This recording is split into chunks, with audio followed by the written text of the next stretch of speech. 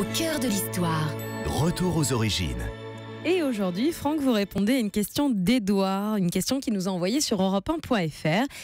J'habite à la campagne, dans l'Oise. Je sors rarement sans mon parapluie. Pourriez-vous m'expliquer l'origine de cet objet très pratique ? C'est un objet qui existe depuis plus de 5000 ans. Et on en a des traces dans la Chine antique, 3500 ans avant notre ère. Alors, ce qu'on ne sait pas, c'est si le parapluie a précédé l'ombrelle ou l'inverse. Toujours est-il qu'il s'est peu à peu répandu. Au Moyen-Âge, on n'avait pas vraiment de parapluie en Occident. On utilisait des vêtements, vous savez, des vastes capuchons qu'on appelait les chapes de pluie.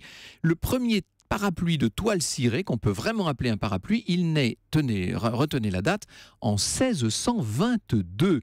Et c'est tout de suite un immense succès. En 1705, donc à la fin du règne de Louis XIV, on invente carrément le parapluie pliant. Quand je dis qu'on l'invente, c'est Jean Marius qui a fait cette invention.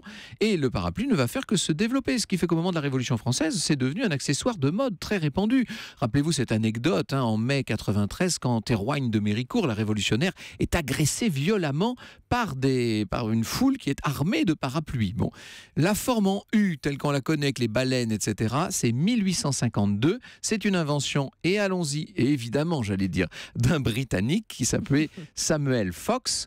Monsieur Fox, après tout, en Angleterre, on était bien placé pour inventer le nouveau parapluie, parce qu'il y pleut quand même un certain nombre de jours par an.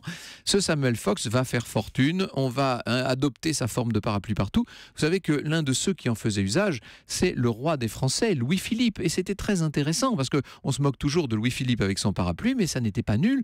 En fait, si Louis-Philippe portait dans la rue un parapluie, c'était pour montrer qu'il était comme Monsieur Tout-le-Monde et qu'il n'avait pas de valet pour tenir un dais au-dessus de sa tête.